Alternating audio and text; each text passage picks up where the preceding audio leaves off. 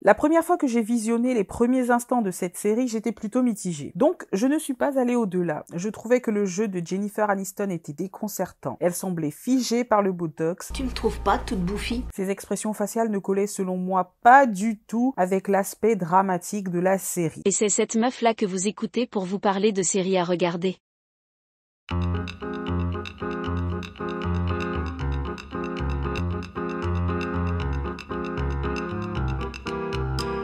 The Morning Show, c'est une immersion dans le monde de la matinale la plus regardée des États-Unis. Les coulisses, la production, la vie de ces professionnels qui réveillent la plus grande puissance du monde. Un beau jour, alors que la vague MeToo emporte tout sur son passage, le présentateur de l'émission dite TMS pour les intimes est touché de plein fouet par un scandale de harcèlement sexuel qui le met au banc de la société à laquelle il appartenait. Toutes ces personnes qui le considéraient comme un demi-dieu le lâchent et le balancent parce que les temps ont changé et que malgré le succès passé et l'argent qu'il a permis de brasser, Mitch Kessler, interprété par Steve Carell, est désormais un paria.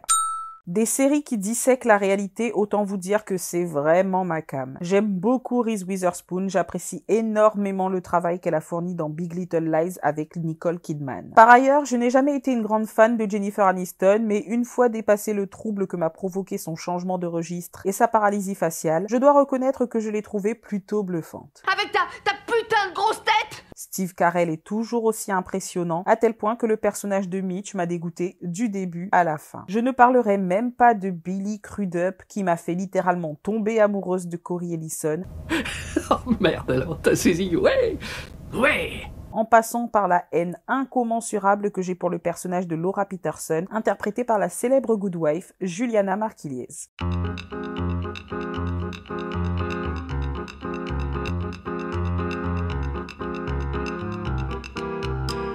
Comme avec The Bear, on est confronté au réel. En même temps, c'est une série inspirée de faits réels. En plus de ça, on parle de MeToo, du coronavirus ou encore des incendies en Californie, mais aussi de l'attaque du Capitole par les partisans de Trump. Le plus stupéfiant, c'est la façon dont la série arrive à dépeindre un paysage audiovisuel en plein changement à cause de nouvelles habitudes chez le consommateur. Elle nous parle des préoccupations de ces personnes qui pendant très longtemps ont fait notre quotidien, mais ne le feront plus dans quelques temps. J'ai nommé les gens de la télé. On peut y voir un peu de la phénoménale série Unreal. Que se passe-t-il derrière nos écrans et que font ces gens pour nous fournir des émissions et des informations devant lesquelles on passe une partie de notre temps?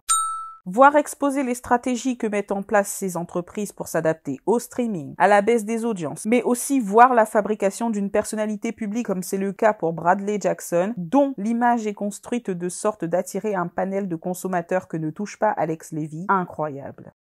La série aborde bien évidemment la question du féminisme et de la solidarité entre les femmes, mais pas de manière dogmatique. On comprend bien qu'au niveau de pouvoir où sont ces dames, il n'est pas toujours possible d'agir en respectant son camp. On a un aperçu des conséquences du choix du pouvoir sur la vie de famille d'une femme ou d'un homme, la nécessaire déconnexion d'avec son émotivité, le masque qu'ils finissent tous par porter pour évoluer dans cette micro-société. Bref.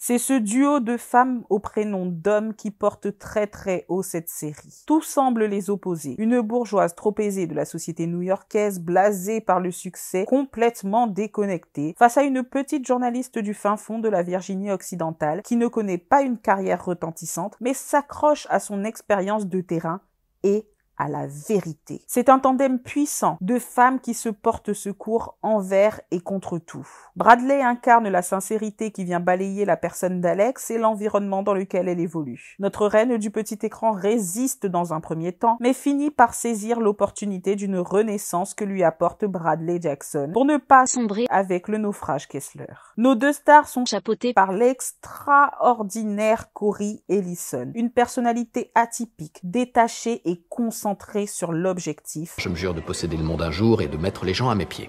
Dont on ne voit jamais le vrai visage. Il est constamment décrit comme une personne sournoise, mais rien ne donne réellement à voir cette part de lui à l'écran. Ce qui nous laisse constamment dans le doute d'être berné par celui que sa mère semble décrire comme un manipulateur né. Je ne m'attarde bien évidemment pas sur Mitch, j'ai déjà abordé son personnage dans une autre vidéo que vous pouvez regarder juste ici.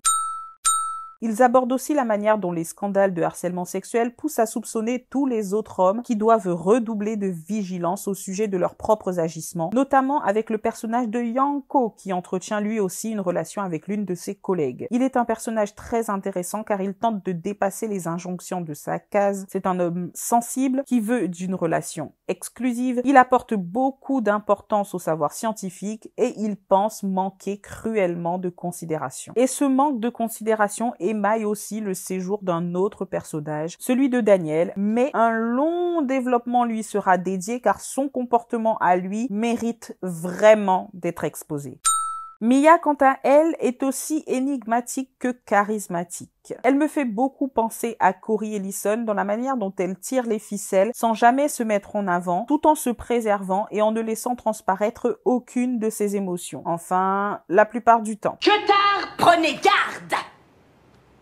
Ne sortez pas de chez vous la nuit sans escorte! Bon, je ne vais pas m'étaler sur tous les personnages, j'ai l'intention de leur dédier à la majorité d'entre eux des vidéos pour que vous puissiez comprendre l'ampleur de leur contribution dans le succès de cette série.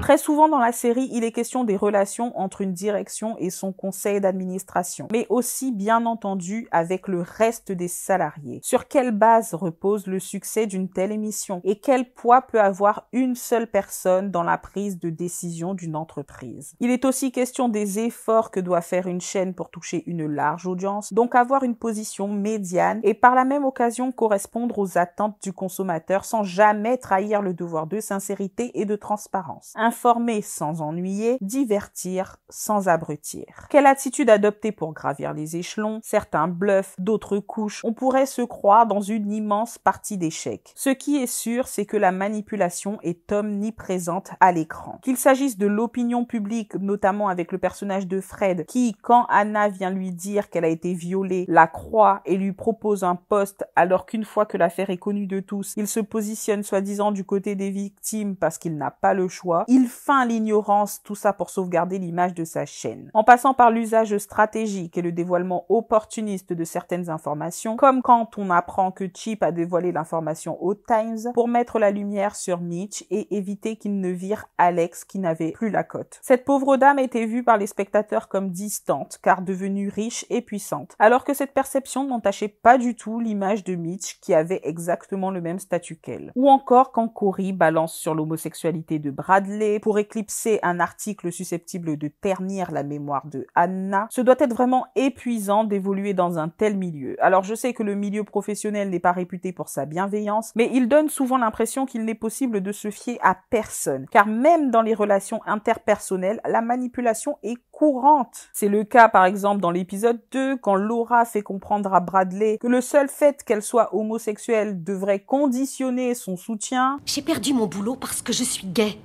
Tu devrais me soutenir.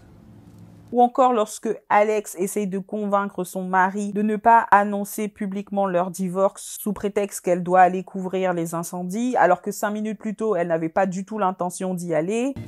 J'irai pas couvrir un putain d'incendie, ok? Et alors? Je veux qu'on divorce.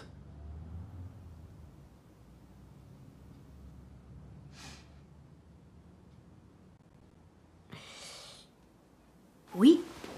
Non? Non? Non? Je te retrouve à 5 heures, on ira ensemble. Non! Jason! On peut pas le dire à Lizzie! Pourquoi? Parce que... Je dois aller en Californie aujourd'hui. On va sur le terrain couvrir les incendies. C'est pour ça que Chip m'appelait. Alex. Je t'en prie. Jason, les maisons des gens sont en train de brûler. Les pompiers dégagent des cadavres des voitures. C'est important. Jason!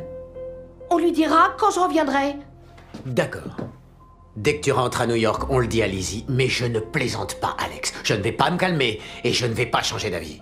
C'est pas du tout ce que je pense. Il faut que j'aille couvrir ces incendies. C'est pas ma faute. Je les ai pas allumés. Aussi dans la manière dont Cory impose Bradley au début de la saison 1 et arrive quelque part à faire que Alex prenne le choix qu'il voulait qu'elle prenne. Et puis forcément dans la manière dont Mitch essaye de faire croire à Anna que elle a profité de lui alors que c'est clairement lui qui a abusé d'elle.